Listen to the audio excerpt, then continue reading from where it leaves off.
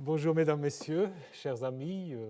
C'est une manière un peu particulière d'entamer cette troisième partie de Naissance de la Bible devant un auditoire très confidentiel, mais j'espère sur les écrans ce sera un peu moins confidentiel. Et donc nous allons reprendre et clore ce cours un peu général qui pose les grands problèmes concernant la naissance de la Bible. Donc le cours d'aujourd'hui s'intéressera à la Bible entre mythe et histoire, mais auparavant, permettez-moi de faire juste quelques rappels de ce que nous avons vu dans les 2 dernières années. D'abord, nous avons vu que ce qu'on appelle les écrits bibliques, évidemment c'est toujours un peu anachronique parce qu'au moment où ces textes se mettent en place, ce n'est pas encore l'idée qu'ils vont devenir la Bible, mais ces traditions qui deviennent les traditions bibliques vont être mises par écrit pour la première fois, pour certaines d'entre elles, vers la fin du IXe siècle avant l'ère chrétienne. Et c'est un long processus qui va en fait continuer jusqu'au IIe siècle avant l'ère chrétienne, donc presque un millénaire.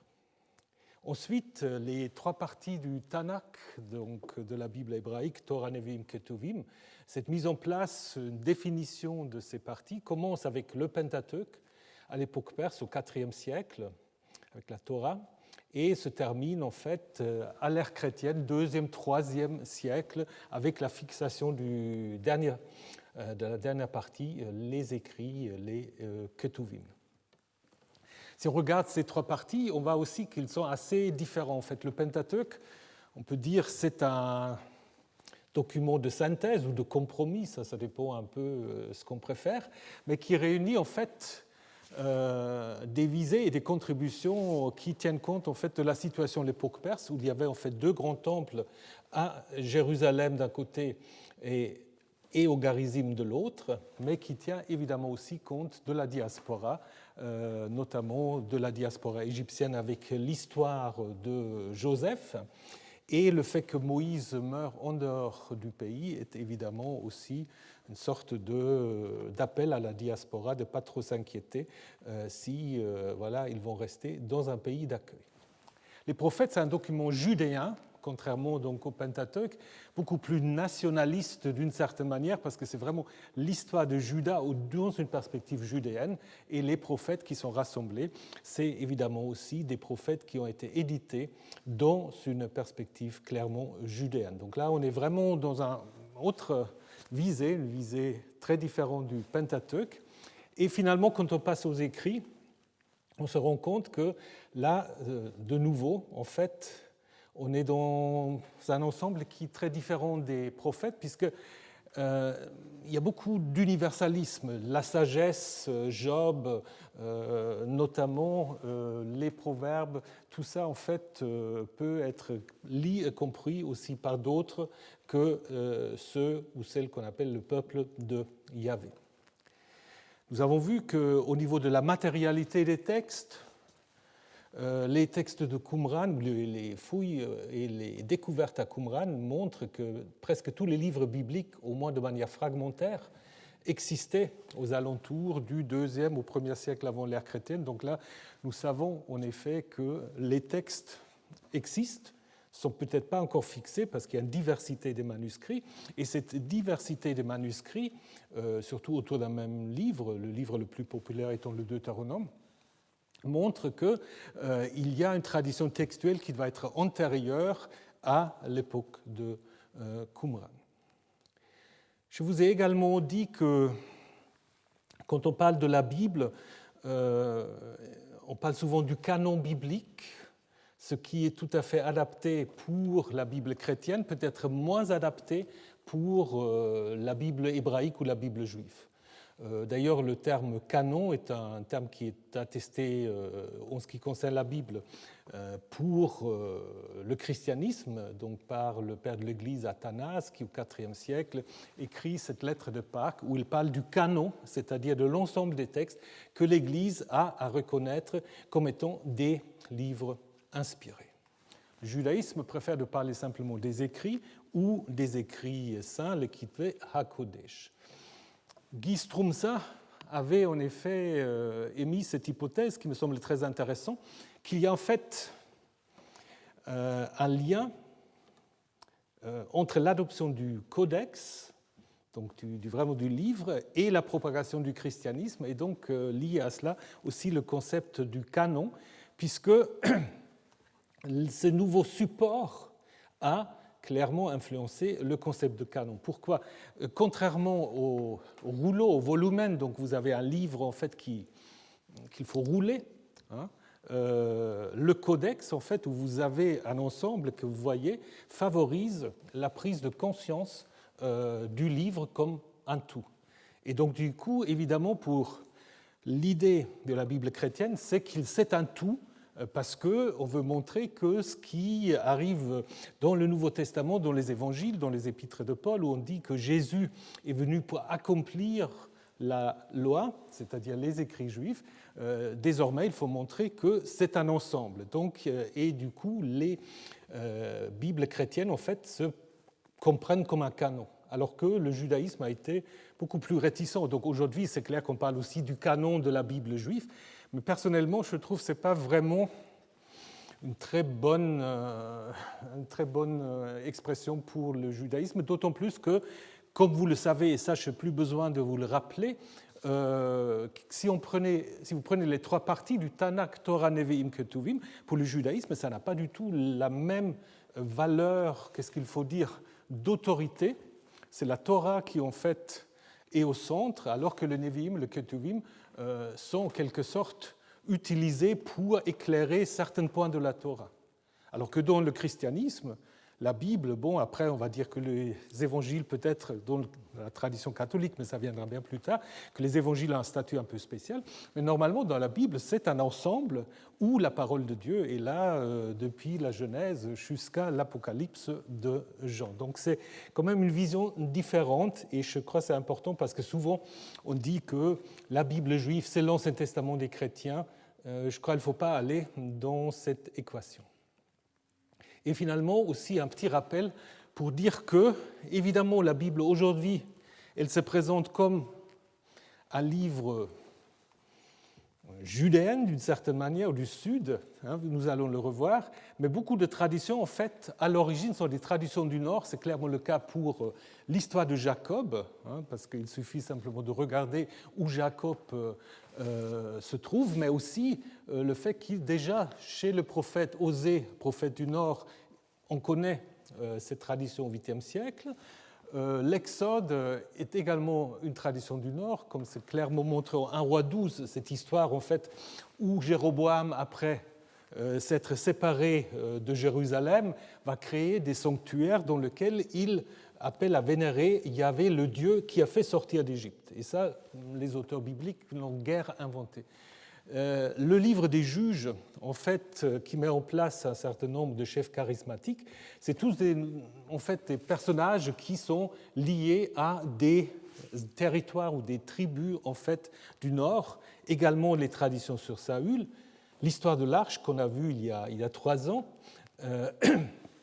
et bien sûr aussi des annales des rois d'Israël intégrés dans les livres des rois, également les traditions sur Élie et Élisée et certaines traditions prophétiques ou des rouleaux prophétiques comme Osée, Amos. Donc en fait, il y a beaucoup de choses qui viennent du Nord.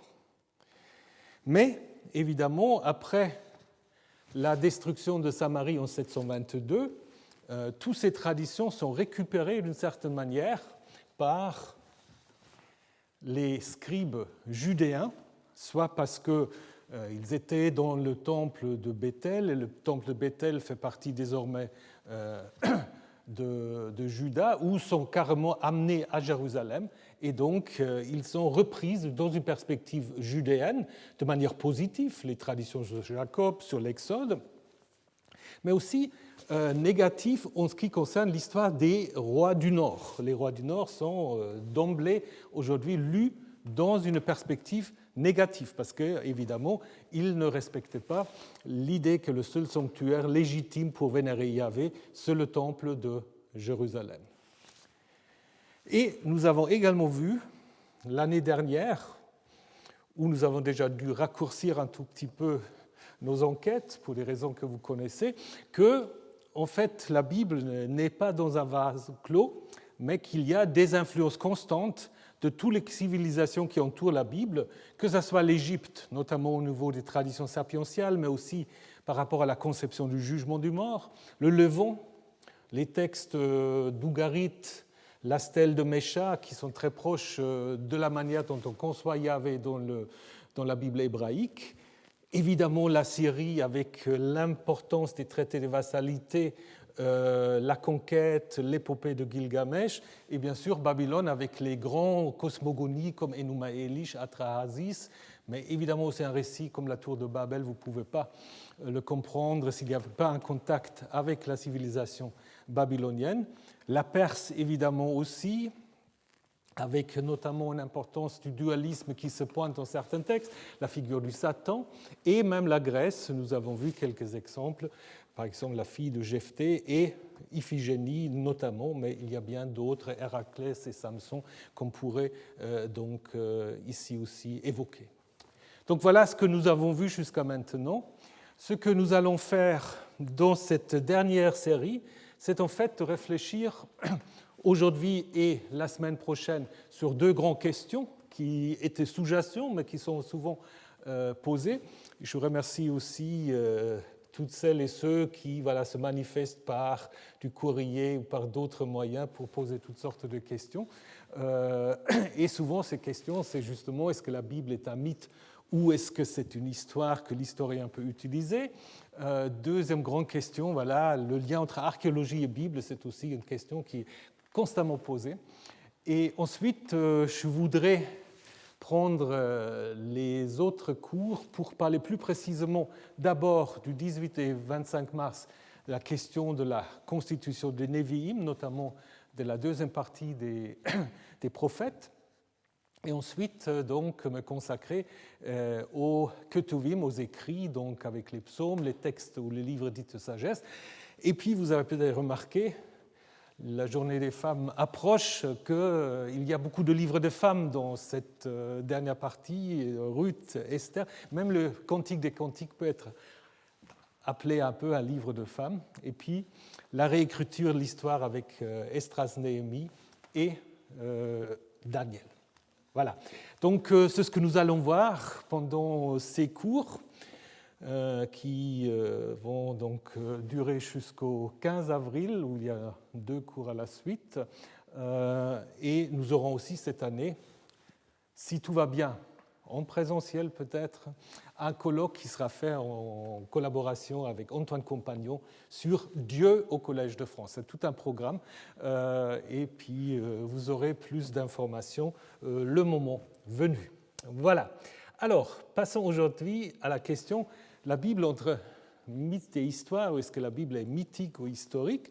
D'abord, la Bible, en fait, nous propose une histoire, ça c'est clair, une histoire. Après, il faut voir comment on l'interprète. Cette histoire, c'est une grande continuité narrative qui commence avec la Genèse et qui va jusqu'au 2e livre des Rois. Donc là, si vous commencez à lire votre Bible, vous pouvez continuer, les époques se suivent, et donc ça commence avec la création du monde, et ça se termine en fait avec la déportation des Judéens à Babylone, avec la destruction du temple et l'exil. Donc on va de la création, passant par les patriarches, l'exode, le désert, la conquête, les juges, la royauté, jusqu'à la fin de cette royauté, Samarie et Jérusalem. Donc c'est vraiment une histoire qui est presque encadrée par 2 pertes. Ça commence avec la perte du jardin d'Éden, donc l'expulsion du jardin d'Éden, et ça se termine avec la perte du pays ou l'expulsion en fait du pays d'Israël et de Juda. Ça, c'est une manière de comprendre une chronologie. Alors après, cette chronologie-là, elle ne correspond pas à la construction de la Bible hébraïque en 3 parties, puisque cette construction tripartite, en fait, ne connaît pas ce qu'on appelle l'Énéateuque, cet ensemble de 9 livres allant de Genèse jusqu'à 2 Rois, mais elle connaît un Pentateuque. Un Pentateuque qui construit un peu comme une biographie de Moïse, puisque Moïse naît au début du livre de l'Exode, meurt à la fin de la Torah. Donc en fait, les livres d'Exode jusqu'au Deutéronome, c'est la biographie de Moïse, avec une sorte de prologue qui sont l'histoire des origines et l'histoire des patriarches. Mais sur le plan narratif, ce Pentateuque il se termine de manière un peu abrupte, parce que Moïse est là, il regarde le pays, il meurt. Josué, son successeur, est déjà installé, et on ne sait pas comment ça se continue. Disons, après on sait dans les autres livres, mais la coupure, la césure fait que le Pentateuque a quelque chose d'ouvert, donc fin ouverte, une histoire ouverte. C'est pour cela qu'il y avait sans doute un concept alternatif qui était le concept de l'Hexateuque, c'est-à-dire de dire il faut prendre le livre de Josué encore avec. Parce que Dieu commence à promettre le pays déjà aux patriarches, et si vous restez au Pentateuque, ce pays, Moïse peut le voir, mais est-ce qu'on va y entrer? Comment? Josué, par contre, va raconter qu'on entre dans ce pays. Et il y a à l'intérieur du Pentateuque beaucoup de textes qui ne font du sens que si le livre suivant, le livre de Josué, en fait encore partie. Je vous rappelle un exemple que vous connaissez sans doute, c'est les fameux ossements de Joseph. Joseph, quand il meurt, il dit à ses frères, « Une fois vous sortez d'Égypte, vous apportez mes ossements et vous les enterrez dans le pays d'Éphraïm. » Et puis en effet, au moment de l'Exode, en Exode 13, on dit « Et Moïse prit les ossements de Joseph. » Maintenant, si vous restez dans le Pentateuque, qu'est-ce qu'ils deviennent les ossements de Joseph? Disparaissent dans la nature, on ne sait pas. Il faut attendre jusqu'à Josué 24, donc jusqu'à la fin du livre de Josué, où on vous dit, voilà, et les Israélites enterrèrent les ossements de Joseph qu'ils avaient emportés d'Égypte. Donc ça veut dire qu'il y avait des gens qui ne voulaient pas un Pentateuque, mais qui voulaient un Hexateuque. Donc deux options différentes. Évidemment, deux options théologiques très différentes, parce que l'Hexateuque est tout autour du pays. L'enjeu, c'est le pays promis, le pays conquis. Alors que le Pentateuque, c'est la Torah de Moïse, et puis Moïse peut mourir en dehors du pays. Donc on comprend très bien pourquoi finalement on a choisi le Pentateuque, qui reflète beaucoup plus une situation de diaspora et une situation d'attente que le livre de Josué avec les autres livres, qui fait en fait une histoire close, où dit oui, le pays a été conquis. Et c'est à nous. Mais tout est centré sur le pays, du coup. Donc c'est une manière assez différente de voir les choses. Et donc, nous avons vu déjà qu'il y avait des débats autour du Pentateuque et l'Hexateuque. Donc si on prend un Pentateuque et un Hexateuque, on a une autre petite unité qui sont les livres de Samuel de Roi, où on peut lire en fait l'histoire de la royauté d'une manière indépendante. Si vous commencez à lire Samuel, cette histoire de la naissance, qui commence avec la naissance de Samuel, vous n'avez pas besoin de connaître l'histoire précédente. Donc ça peut se lire en fait comme une histoire indépendante. Donc, du coup, nous avons des options différentes. Mais vous avez encore une autre option. À l'intérieur du Pentateuque, il y a encore une césure. Il y a une césure entre le livre des Nombres et le livre du Deutéronome. Parce que le Deutéronome, c'est le seul livre du Pentateuque qui s'ouvre en fait avec un vrai titre. Elé Hadebarim, voici les paroles que Moïse prononça pour Israël. Et c'est un titre, avant c'est aussi des titres, mais c'est toujours raccroché au livre suivant, et voici les noms. Et Dieu dit à Moïse, donc chaque titre en fait, Exode, Lévitique et Nombre, se rapporte toujours au livre précédent. Et le Deutéronome ouvre quelque chose de nouveau. Voici les paroles. Et le Deutéronome fait beaucoup d'allusions à ce qui va venir dans la suite. Dans le Deutéronome, qui a un discours d'adieu de Moïse, on va dire que voilà, vous allez traverser le Jourdain, vous allez conquérir le pays. Faites attention de ne pas désobéir, parce que si vous désobéissez, voilà, vous allez perdre le pays, vous allez être expulsés. On parle déjà en fait de ce qui va arriver à l'époque de la royauté. Donc en fait, on a l'impression que le Deutéronome est lié au livre suivant, qui ont d'ailleurs un style tout à fait comparable, un vocabulaire et une syntaxe également comparables, d'où l'idée qu'il y a une autre histoire encore qui commence avec le Deutéronome, qui va jusqu'au deuxième livre de Roi, et c'est ce qu'on appelle, suivant la théorie de Martin Noth, l'histoire deutéronomiste. Donc une unité en fait encore différents, allant du Deutéronome jusqu'à 2 Rois. Donc en fait, nous pouvons, si nous voulons trouver des histoires à l'intérieur de la Bible, avoir plusieurs histoires. Nous pouvons avoir le Pentateuque, qui est aussi une donnée en fait de la tradition, parce que c'est la première partie de la Bible. Nous pouvons avoir un Hexateuque, nous pouvons avoir l'histoire deutéronomiste, et nous pouvons avoir l'Énéateuque. Et chaque fois, vous avez une construction de l'histoire différente, ce que je voudrais vous montrer maintenant. Alors pour le Pentateuque et l'Hexateuque, je reviendrai là-dessus, c'est une histoire des origines qui, en effet, peut qualifier, on verra comment, d'une histoire mythique, parce que, je vais vous le montrer, ces ensembles-là ne reflètent pas des époques historiques.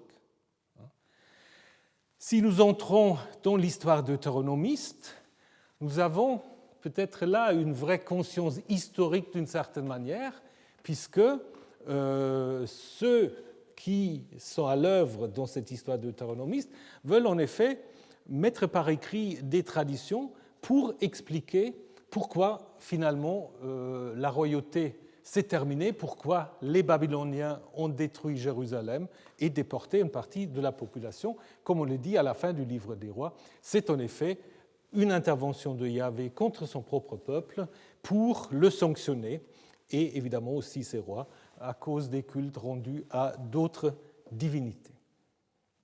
Mais les deutéronomistes, en fait, vont faire l'œuvre d'historiens, tout dépend évidemment de ce qu'on met sur le terme, parce qu'ils vont construire en fait clairement des époques à l'aide de différents discours qu'ils vont mettre dans la bouche des personnages importants ou qu'ils vont mettre dans leur propre bouche et qui, en fait, chaque fois, délimitent des époques. En fait, le Deutéronome, c'est l'exemple, parce que le Deutéronome, en tant que livre, est déjà construit comme un grand discours. C'est le discours de Moïse. Ensuite, l'époque de la conquête est encadrée par un discours de Yahvé à Josué et puis par le discours de Josué à la fin de sa vie. L'époque des juges, elle ne correspond pas tout à fait au livre des juges parce qu'elle commence avec une introduction au chapitre 2, mais se termine seulement à 1 Samuel 12 avec le discours de Samuel présenté comme étant le dernier des juges. Et puis, de nouveau, nous avons un grand discours donc, de Samuel qui ouvre en fait la période suivante, qui se termine avec le discours de Salomon au moment de l'inauguration du temple, ce qui délimite en fait une époque qu'on peut appeler les origines de la royauté.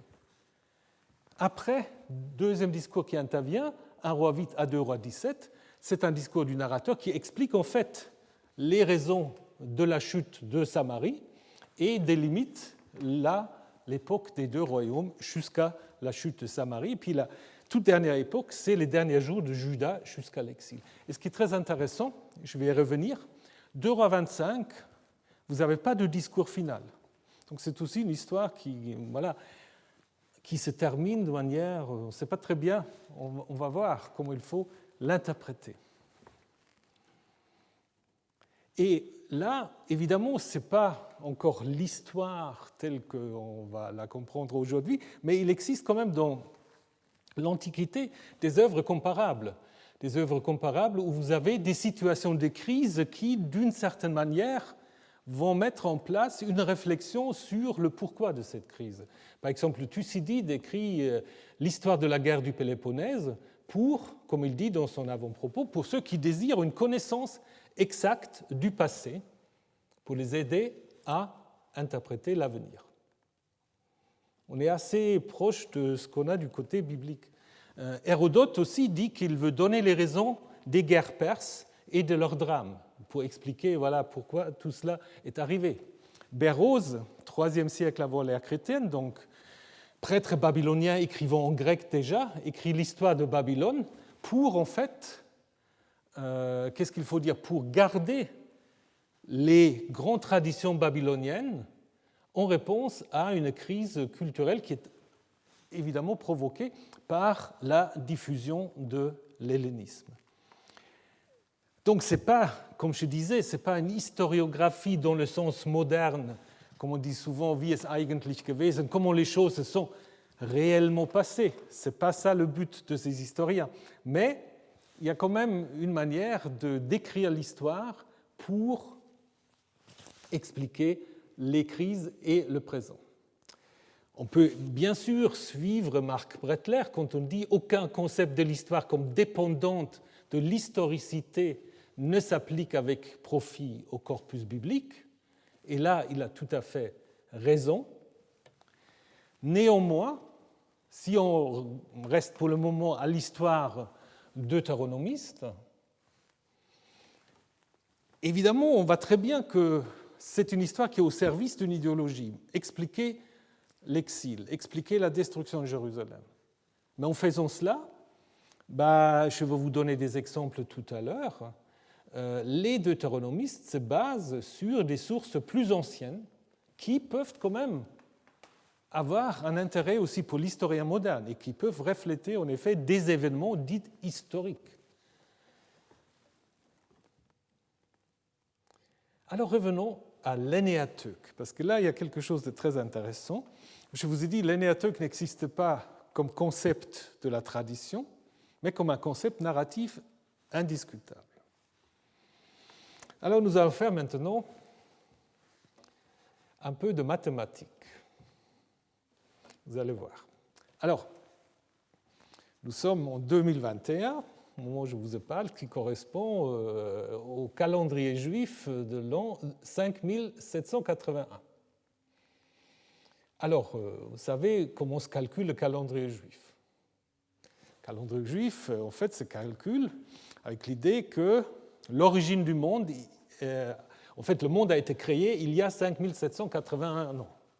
Et comme on arrive à ces calculs, c'est parce que si vous lisez le livre de la Genèse et les livres suivants, vous avez, surtout dans la Genèse, beaucoup d'indications d'âge des patriarches, des personnes qui ont vécu comme Mathusalem et d'autres, ont vécu avant le déluge et après le déluge. Et donc, les massorètes et ensuite les rabbins vont faire des calculs très, très savants pour en faire toute une construction chronologique. Mais cette construction chronologique, elle est très, très intéressante. Je vais vous montrer. Si vous allez de Genèse 1 à Exode 12, Exode 12, on dit en fait que le séjour des Hébreux a duré 430 ans. Mais ça, c'est pour le moment pas si important. Mais selon le calcul massorétique, de Genèse 1 à Exode 12, nous avons, ou disons, il y a 2666 années qui se sont écoulées. Je ne vous fais pas toute la démonstration parce que ça dure un peu long, mais c'est quand même intéressant. 2666, c'est quoi? C'est un chiffre, c'est sûr, mais qu'est-ce que ça peut être? C'est 2 tiers. C'est 2 tiers de 4000. C'est 2 tiers de 4000. Bon, évidemment, les mathématiciens vont dire pas tout à fait, mais évidemment, on ne peut pas faire ça tout à fait. Mais ça, la tradition l'a toujours observé. Donc, on est en fait à 2 tiers d'un chiffre rond symbolique 4000. Mais pourquoi 4000? Nous allons le voir. Après, vous avez une autre indication chronologique. On a un roi 6 au moment où Salomon commence à construire le temple. On dit c'était 480 ans après la sortie des Israélites que Salomon commence à construire le temple. Donc alors, vous rajoutez 480, vous arrivez à 3146. Bon. Après, vous prenez tous les règnes des rois. Donc, pour calculer le temps de Salomon jusqu'à l'exil, jusqu'à la destruction du temple, et comme par hasard, vous arrivez de nouveau à 430 ans. 430 ans qui était l'époque qui était donnée pour le séjour des Israélites en Égypte. Mais ce qui est intéressant encore, si vous rajoutez donc ces 430 ans, il reste encore de 587, qui est l'exil, il reste encore 424 ans. J'espère que vous suivez toujours. Il reste encore 425 ans. Et si vous enlevez encore ces 424 ans, vous arrivez à 163 163 ou 164, parce qu'évidemment les années peuvent se calculer pas tout à fait comme les années que nous avons maintenant. Et c'est quel moment? C'est la purification du temple par Judas Maccabée, donc le Hanouka. Donc ça veut dire, en fait, que le Pentateuque, avec ses livres historiques, ont encore été révisés, retravaillés à l'époque des Maccabées. À l'époque de Maccabée, d'une certaine manière, pour arriver à l'an 4000, qui est évidemment une année phare, qui est l'année de la purification, de la dédicace, réinauguration du temple de Jérusalem. Donc ça, je trouve quand même très, très intéressant. Ça veut dire que, encore à l'époque maccabéenne, au IIe siècle avant notre ère, on peut réviser le Pentateuque et les livres historiques. Et ça donne peut-être aussi raison à ceux qui disent que le canon, disons canon, on ne parle pas de canon, mais que la partie des Nevi'im, des prophètes, a été peut-être en effet mise en place à cette époque-là, avec cette idée justement de montrer que l'inauguration ou la dédicace du temple, c'est vraiment un moment décisif dans l'histoire depuis la création du monde. Donc, comme je vous ai dit, cet Enéateuque qui suggère cette chronologie, elle a toute une série d'époques que je vous ai déjà présentées, que je ne vais pas reprendre ici. Et le problème, en fait, que je voudrais aborder maintenant, c'est que, de manière consciente ou inconsciente, ces époques sont toujours un peu reprises par les historiens, surtout les historiens non spécialistes. Et ça, c'est parfois aussi un problème que, souvent, surtout dans les pays dits laïques, on laisse la Bible dans la main des spécialistes qui ne sont pas vraiment des spécialistes et qui, finalement, sont plus naïfs par rapport au récit biblique que les biblistes. Mais ça, c'est une autre histoire. Donc, en fait, si vous prenez cette chronologie, évidemment, pour Genèse 1 à 11, depuis Spinoza, on va quand même dire que c'est des récits là vraiment mythiques, que l'historien ne peut pas dater, encore qu'aujourd'hui, on a de nouveau, et de plus en plus malheureusement, des discours créationnistes, voire concordistes, qui pensent quand même, oui, derrière, il y a quand même des événements historiques. Donc il y a tout le temps encore des gens qui trouvent l'arche de Noé, qui vous localisent le paradis, qui disent que le premier récit de la création correspond quand même à l'évolution de la vie sur la Terre. Tout ça, à mon avis, il faut combattre ces obscurantismes, et je dirais quand même que la plupart des gens sont d'accord. Par contre, dès qu'on arrive aux patriarches, on trouve quand même l'idée que l'époque des patriarches, de l'Exode, de la conquête, des juges, que ce seraient des périodes historiques qu'on pourrait dater dans l'histoire. Je vous ai mis ici, je ne sais pas si vous arrivez à lire. Donc ça, c'est en fait un tableau chronologique qui se trouve à la fin de la Bible Jérusalem, dans l'édition de 1999, où vous avez, en fait, vous voyez, 1700, les patriarches en Égypte. Ensuite, vous avez 2030, ou 2050, pardon, l'Exode vers 2050. Ensuite, entre 1220 et 1200, Josué. Ensuite, les juges, 1200 à 1025. Donc on a vraiment l'impression que c'est en fait que le récit biblique reflète des périodes historiques. Et dans certains livres d'école, c'est aussi comme ça qu'on présente l'histoire. Et là, je pense, il y a en effet un très très grand problème, parce que ces époques dites des patriarches, de Moïse, l'Exode, de Josué, des juges, ce ne sont pas des époques que l'historien peut qualifier d'époques historiques.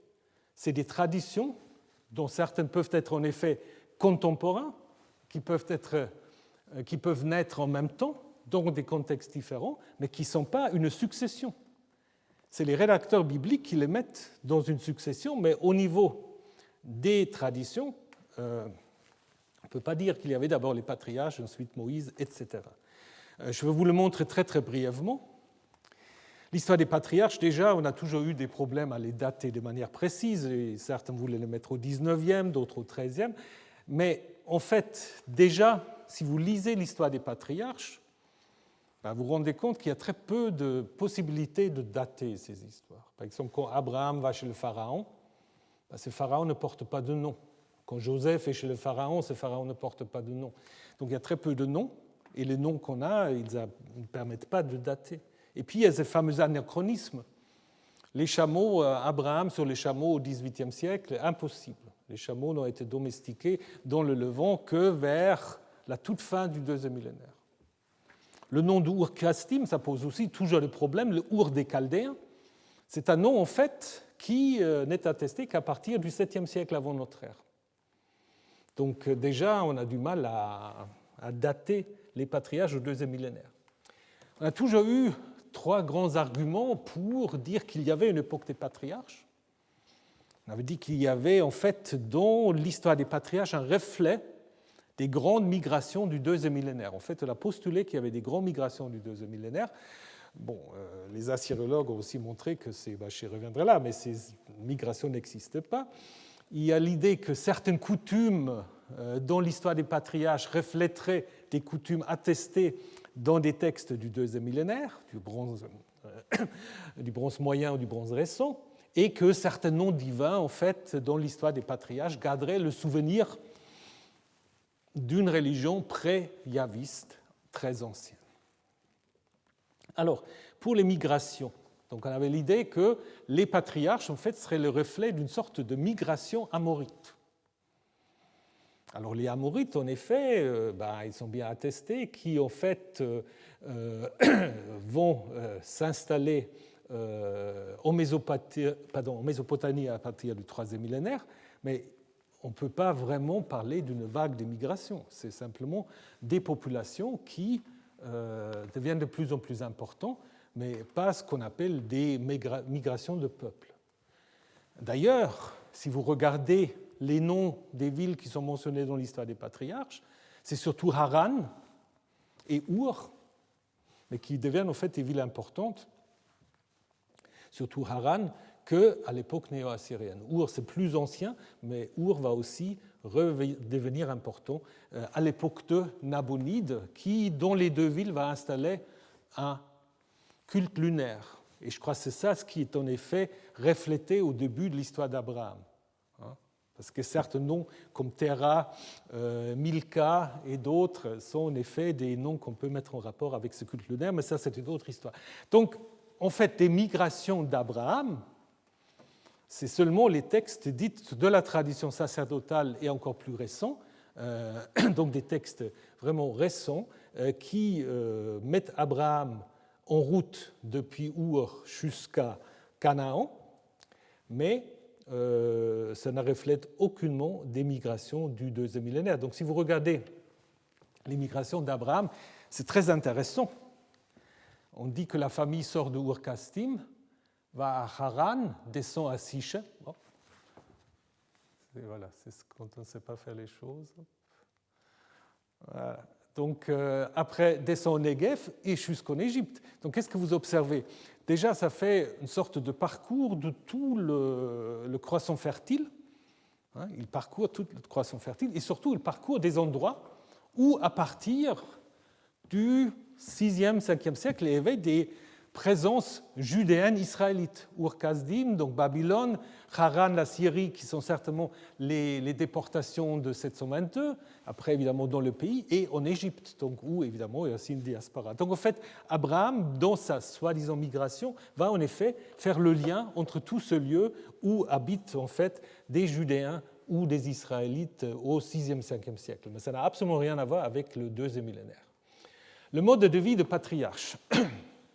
Donc là aussi, il y aura beaucoup de choses à dire, mais je vais être bref. Donc d'abord, cette idée qu'on trouve encore que la mode de vie des patriarches reflèterait une sorte de transition, de passage du nomadisme à un mode de vie sédentaire. Ça, c'est une idée fausse. Jusqu'à aujourd'hui, même si vous allez aujourd'hui en Israël-Palestine, vous avez encore des nomades qui n'ont aucune envie de devenir sédentaires.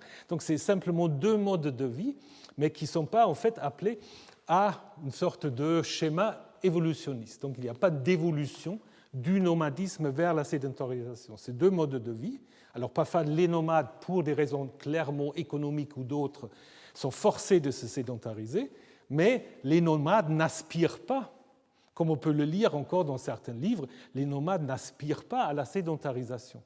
Donc certains auteurs ont voulu dire qu'Abraham, quand il reçoit les promesses du pays, c'est justement le rêve de tous les nomades d'avoir un pays où s'installer.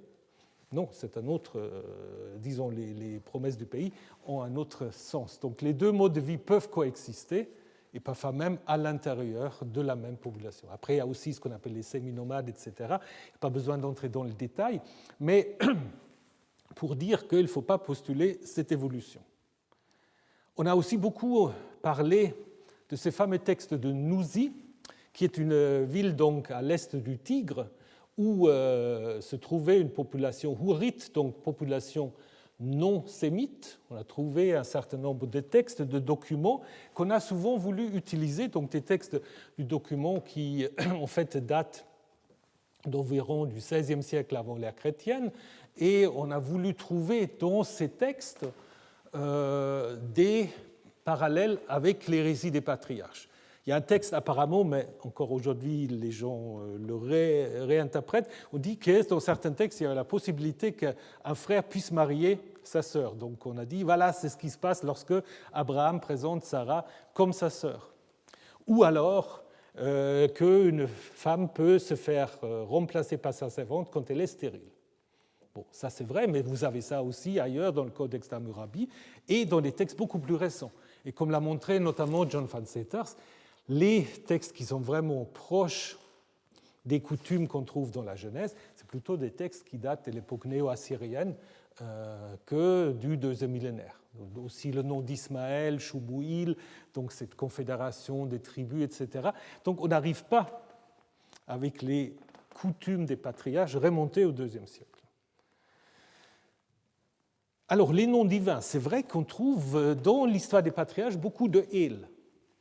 El, le Dieu d'Israël, El Roi, El Olam, etc. Et on trouve aussi l'expression du Dieu du Père. Je suis Yahvé, le Dieu de ton Père. Donc on a postulé en fait que ce serait en fait des reflets d'une religion pré-yaviste. Donc les patriarches qu'on a pris comme des figures historiques n'auraient pas encore connu le Dieu Yahvé. Alors El, évidemment, c'est un nom qui ne peut pas forcément induire une sorte de chronologie de la révélation, mais il est intéressant que dans les récits patriarcals, il y a beaucoup, en effet, de El, ce qui pourrait, en effet, indiquer que peut-être on garde le souvenir que Yahvé devient le Dieu d'Israël via, en fait, plutôt des traditions en lien avec l'Exode. Ça, c'est possible. Mais ça ne veut pas dire que ça reflète la religiosité du deuxième millénaire. Et l'expression Dieu du Père, on les trouve jusqu'à des inscriptions nabatéennes du IIe siècle avant notre ère, qui ne peut pas non plus être prise comme reflétant une religiosité nomade du deuxième millénaire. Donc, mythe ou histoire, Abraham. Alors on a parfois insisté sur le fait, mais qui aussi, je me suis un peu renseigné auprès des égyptologues, ce n'est pas si clair que ça, dans une liste de Sheshonq, il y a dans le Midi, dans le Negev, un endroit qu'on peut traduire comme le fort ou le champ d'Abraham, qui pourrait peut-être faire penser à Abraham, mais évidemment, nous n'avons aucune autre indication, aucune autre description. Donc, on peut faire un rapprochement avec l'Abraham biblique, c'est possible, mais ça voudrait dire quoi? Ça voudrait dire qu'au Xe siècle, il y aurait peut-être un endroit où il y avait une tradition sur un dénommé Abraham. Peut-être. Ce qui est clair, c'est que les patriarches ne peuvent pas être pris comme des figures historiques. D'ailleurs, c'est très clair que ces trois personnages qui, à l'origine, ne sont pas du tout liés les uns aux autres, qui ont des lieux de culte ou de vénération différents. Abraham à Hébron, Isaac à Beersheba, Jacob à Bethel, dans le nord, peut-être à Sichem aussi, et qui ont été liés seulement après coup. Alors, l'opposition mythe ou histoire, est-ce que c'est la bonne? Donc il peut y avoir en effet derrière ces figures des souvenirs de vénération d'ancêtres. Mais un ancêtre, souvent, c'est une figure construite. Vercingétorix, est-ce que c'est une figure historique ou une figure mythique? Bon, on peut dire qu'il y a un noyau historique, oui, mais après, tout ce qu'on fait autour, l'historien ne peut pas en faire grand-chose. Et pour les patriarches, c'est un peu la même chose. Donc je ne peux pas vous dire qu'Abraham vénéré à Hébron n'a jamais existé, puis ça n'a aucun intérêt.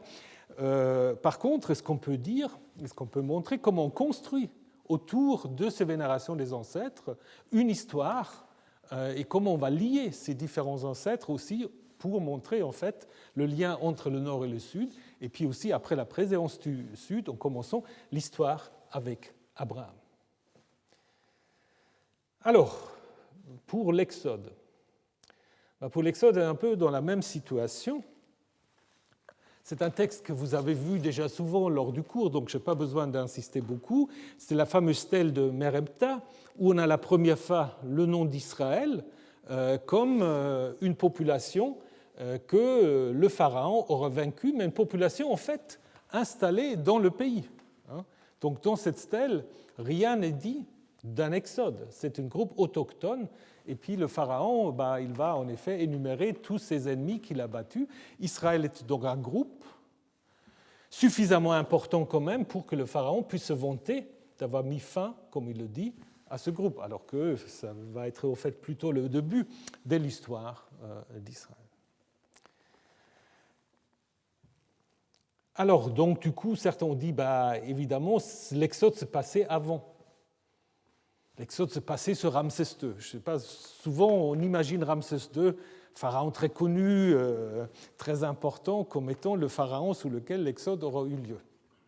Bon, il y a déjà le problème que, apparemment, ce Ramsès est mort assez âgé, et puis on a la momie de ce pharaon, donc il ne s'est pas noyé dans la mer, comme le prétend le récit biblique, mais ça, ce n'est pas très important. Ce qui est surtout important, c'est qu'on se base souvent sur les textes de Exode 1.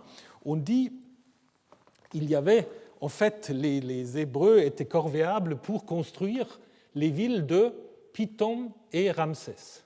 Bon, il y a beaucoup de villes qui, en fait, sont appelées Ramsès, où il y a un culte de ce pharaon. Donc c'est déjà difficile, mais Pithom, on le sait très très bien que Pithom ne devient en fait une ville à partir du 7e siècle avant l'ère chrétienne, probablement sous Néchao II.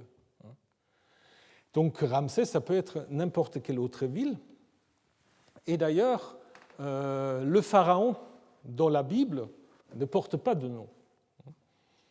Alors on peut toujours dire que, donc du coup, ça peut être Ramsès II, mais on oublie alors là aussi de dire si c'est le grand pharaon, en fait, selon la chronologie biblique, ce n'est pas ce pharaon qui en fait la corvée, parce que ce pharaon va mourir lorsque Moïse revient. Donc en fait, ce sera le successeur de Ramsès II, qui de nouveau est Merepta.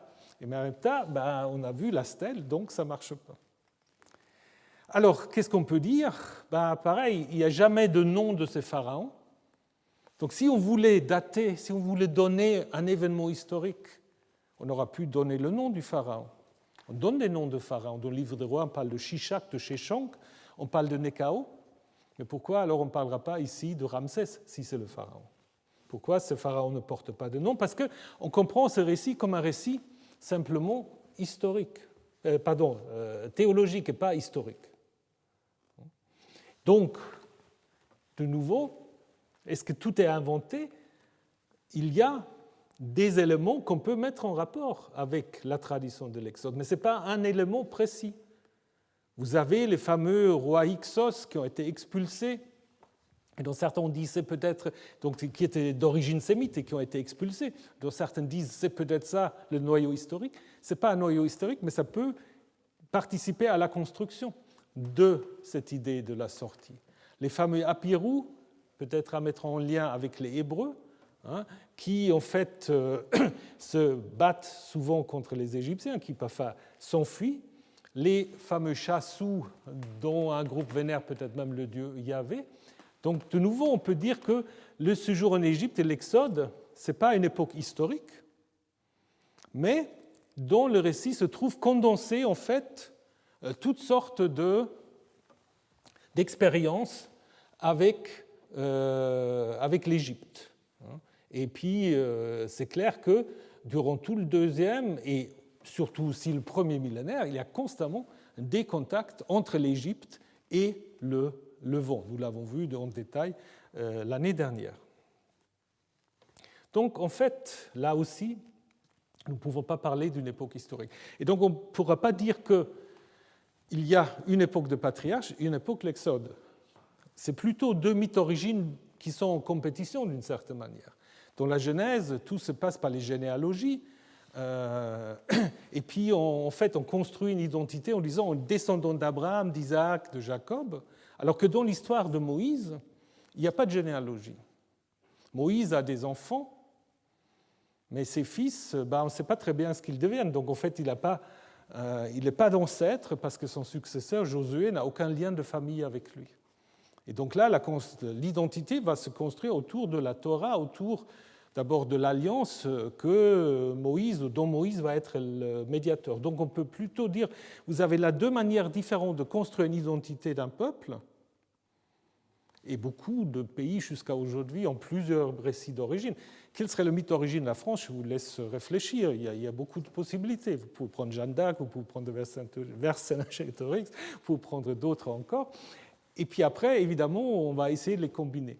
Et donc Abraham d'un côté, ou les patriarches d'un côté et l'Exode de l'autre, ce n'est pas une succession, c'est en fait deux traditions différentes qu'on a mis ensuite dans un ordre chronologique.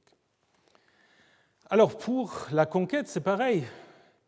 Le livre de Josué qui raconte la prise du pays, la prise de possession du pays comme une sorte de blitzkrieg de quelques semaines, ce n'est pas une réalité historique non plus. On le sait depuis déjà les années 50, ce qui a fait aussi beaucoup de débats lorsque l'archéologue britannique Kathleen Kenyon a dit il n'y a aucune trace de destruction d'un mur de Jéricho au XIIIe, XIIe siècle. Les murs de Jéricho à ce moment-là n'existaient pas. D'ailleurs aussi la ville de Haï que Josué aura détruit, l'archéologie montre aussi qu'elle était encore habitée au début de l'âge de fer. Donc là aussi, ça ne marche pas très, très bien avec ce que veut dire le récit. Donc le récit, en fait, de nouveau, est un récit construit. Donc aujourd'hui, d'ailleurs, l'archéologie, et je reviendrai sur cette question la semaine prochaine, l'archéologie a clairement montré que ce que va devenir Israël, c'est une évolution, en fait, à l'interne. C'est-à-dire, c'est un regroupement de populations qui étaient d'abord sous domination des cités-États cananéens qui se retrouvent dans les montagnes, un peu comme l'Israël dans la stèle de Merneptah, et c'est à partir de cela que va se construire en fait de ce qu'on va appeler Israël. Donc c'est une construction à partir de la population autochtone. Donc c'est un très long processus. Alors, pour le livre de Josué, comment il faut le comprendre? Il faut le comprendre comme une construction de nouveaux théologiques qui reprennent en fait une idéologie de la guerre, de la conquête assyrienne, pour montrer en fait aux Assyriens que Yahvé est un Dieu aussi fort que les Assyriens, et une sorte de ce qu'on peut appeler une sorte de contre-histoire à la propagande militaire assyrienne. Donc pour dire que vous dites que le pays est à vous, mais nous montrons en fait que c'est nous qui avons occupé le pays. Donc pas de période historique. La même chose est vraie pour l'époque des juges. On avait pensé aussi souvent que l'époque des juges reflèterait une sorte d'organisation, ce que Martin Noth avait appelé l'amphictyonie, où en fait donc les tribus se seraient rassemblées autour d'un seul sanctuaire. Mais si vous regardez le livre des juges, ce n'est pas du tout ça. En fait, c'est des histoires indépendantes de différents héros de différents territoires qui ont été en fait regroupés après dans un livre de Sauveur, mais qui ne reflètent pas une succession. D'ailleurs, même dans les livres de Juges, vous voyez, il n'y a pas de succession d'époques. On les a mis dans une chronologie parce qu'il faut bien le regrouper, mais de nouveau, on ne peut pas parler d'une époque de Juges comme une époque historique. Donc, du coup, la réponse jusqu'à maintenant, c'est jusqu'à là, on a peu de choses. Alors, si on va dans les livres des rois, je parlerai peut-être la semaine prochaine un peu sur les origines de la royauté. C'est clair, je vous disais déjà que dans les livres des rois, vous avez clairement une idéologie judéenne, parce que ces livres sont écrits à partir d'une perspective judéenne, mais il y a quand même des sources. Il y a des sources, des annales sont toutes à la fois du roi du Sud et du Nord, et surtout, à partir du IXe siècle, nous avons un nombre important des rois mentionnés dans ces récits, commençons avec Omri, qui sont attestés dans des documents assyriens babyloniens, et aussi dans la stèle de Mesha, justement, qui met en place le fameux Omri. Donc ça veut dire qu'à partir de cette époque-là, vous pouvez en effet avoir des événements historiques qu'on peut mettre en rapport avec d'autres documents. Donc j'aurais pu vous parler, mais je rappellerai ça la semaine prochaine, de Omri et la stèle de Mesha. Mais vous avez, je voudrais juste terminer avec 3 exemples en fait, où vous avez des événements historiques qui peuvent être mis en rapport avec le récit biblique. Donc juste un mot sur la chute de Samarie.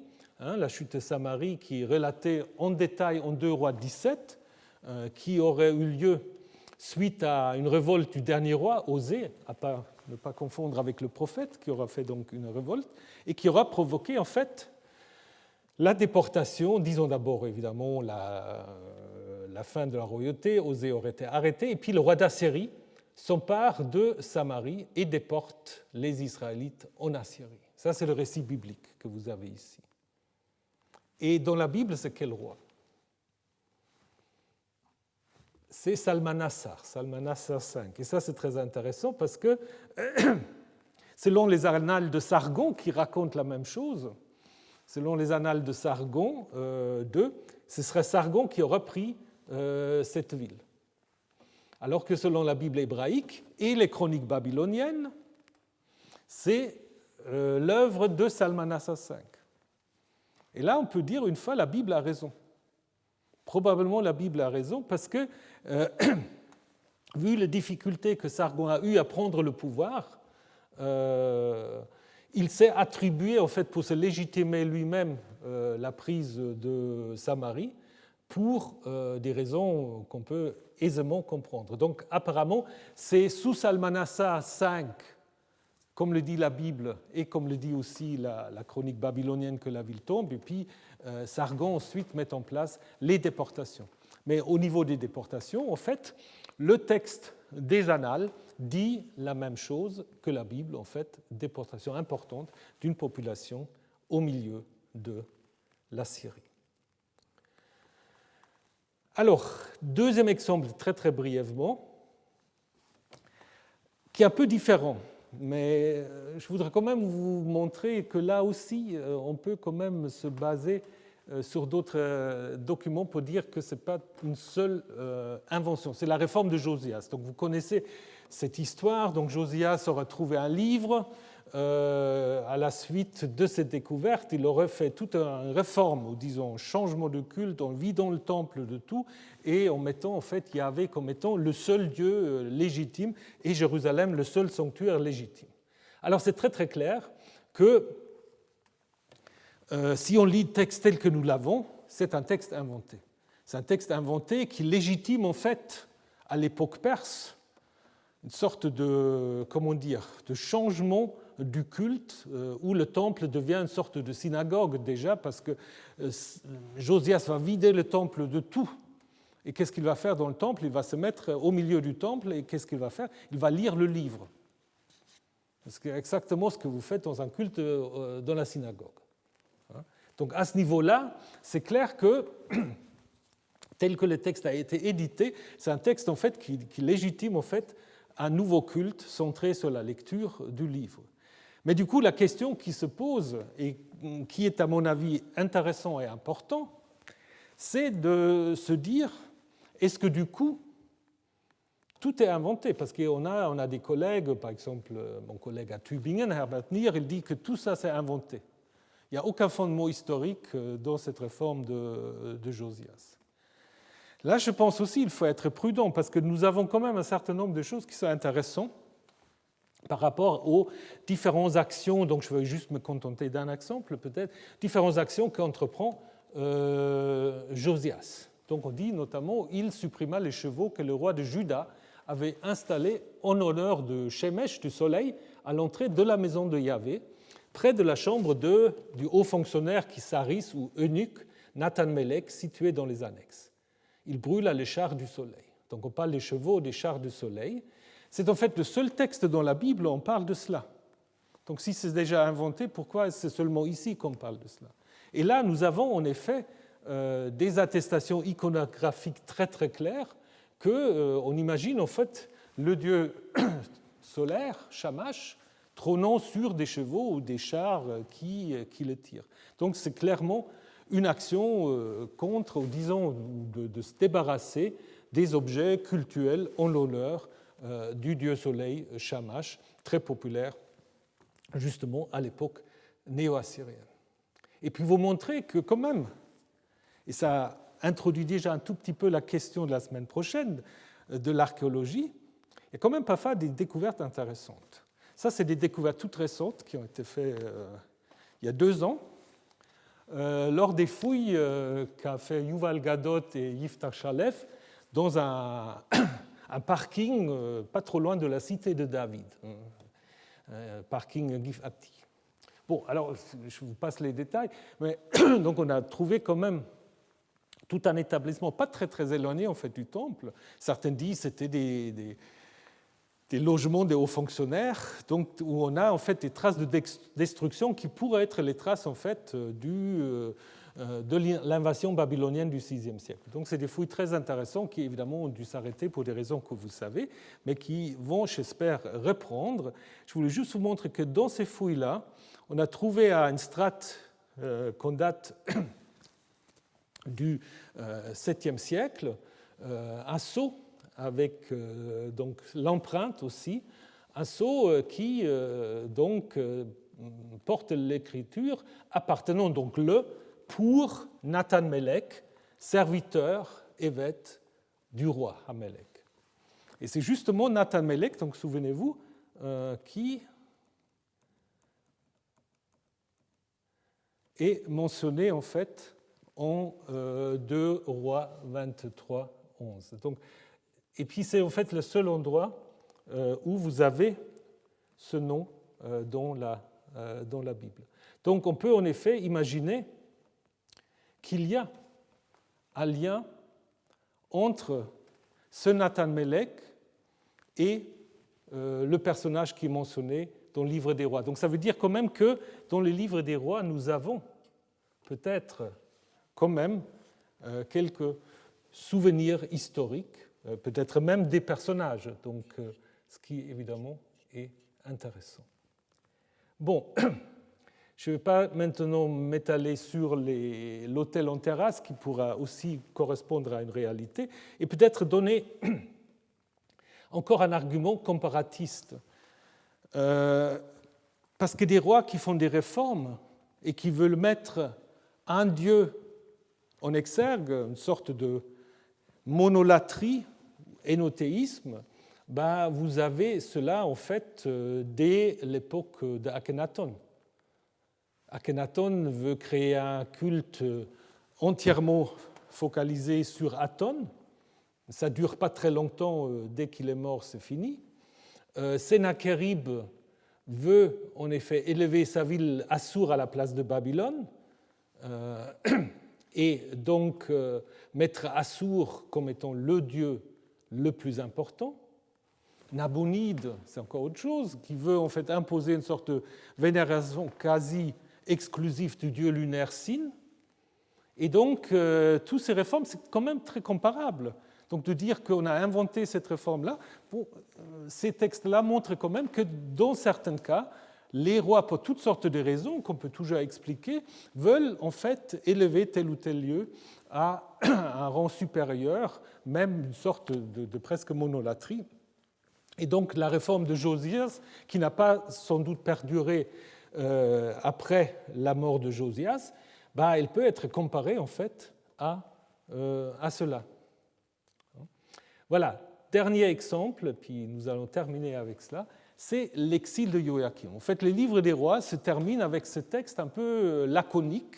On dit simplement que au 37e année de l'exil de Joachim, le roi de Babylone éleva la tête de Joachim, le sort de sa prison, lui dit des choses agréables, établit son trône au-dessus des trônes des autres rois, et il avait changé ses vêtements de prison. Maintenant, Joachim mange à la place, disons, en présence du roi de Babylone tous les jours de sa vie.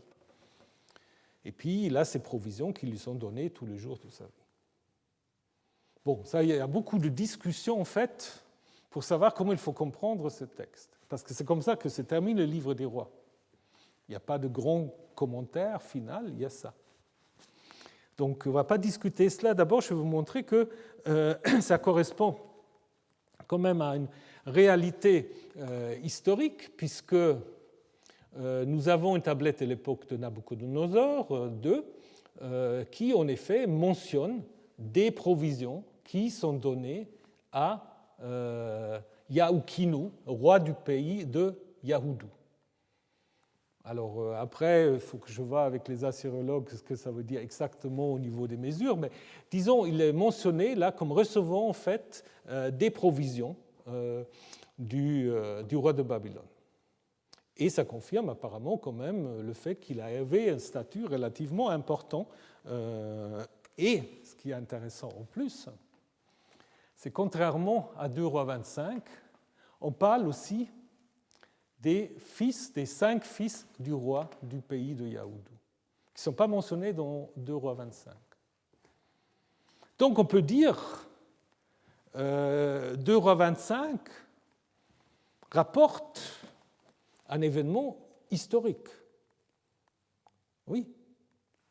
Mais il rapporte un événement historique pour quoi faire? Est-ce que c'est juste rapporter un événement historique pour rapporter un événement historique? Ou est-ce que là derrière, il n'y a pas quand même la volonté de présenter une visée théologique? Parce que si vous regardez la manière dont on présente le sort de Joachim, en fait, vous voyez que ça correspond en fait à ce qui arrive à des héros de récits de diaspora. Ça correspond à ce qui arrive à Joseph, ce qui arrive à Mardoché, donc l'oncle d'Esther, ce qui arrive à Daniel. Donc en fait, c'est des gens qui sont toujours en exil, qui sont pour des mauvaises raisons en prison, qui sont libérés du prison, qui obtiennent un statut second du roi, et qui, avant d'obtenir ce statut, changent de vêtements. Donc en fait, tous ces motifs-là, sortie de prison, changement de vêtements, être élevé par le roi étranger et occuper même un statut très proche de ce roi, tout ça correspond en fait au récit des diasporas. Et donc, évidemment, on peut dire que l'auteur connaissait une réalité historique, mais il présente en fait ce destin de Joachim comme une sorte de fable de diaspora. Ce qui arrive à Joachim, c'est la même chose qui arrive à Joseph, ce qui arrive à Mardoché, ce qui arrive à Daniel. Et c'est une manière, en fait, de dire que l'exil est devenu diaspora. Vous pouvez faire comme Joachim, vous pouvez rester jusqu'à la fin de vos jours en exil. Et c'est peut-être aussi pour cela que, contrairement aux chroniques, les fils ne sont pas du tout mentionnés. Donc pour dire non, on ne pense pas des fils, il n'y a pas, parce que quand on mentionne les fils, on peut penser que voilà, peut-être une continuité de la lignée dynastique, etc. Le récit des rois ne mentionne pas les fils, alors que les chroniques vont les mentionner ensuite. Donc pour dire en fait là, ce qui est important, c'est un peu comme Moïse finalement. Donc on peut très bien vivre jusqu'à la fin de ses jours en exil. Donc événement historique certes, mais réinterprétation théologique de cette visée. Donc, pour conclure, je dirais que l'histoire biblique, elle n'est certainement pas intéressée par une idée d'objectivité. C'est toujours une construction qui obéit à des préoccupations idéologiques. Mais néanmoins, de nouveau, c'est pour cela que cette opposition entre mythe et histoire, elle est un peu trop simpliste. Les scribes n'inventent pas leurs matériaux à partir de rien.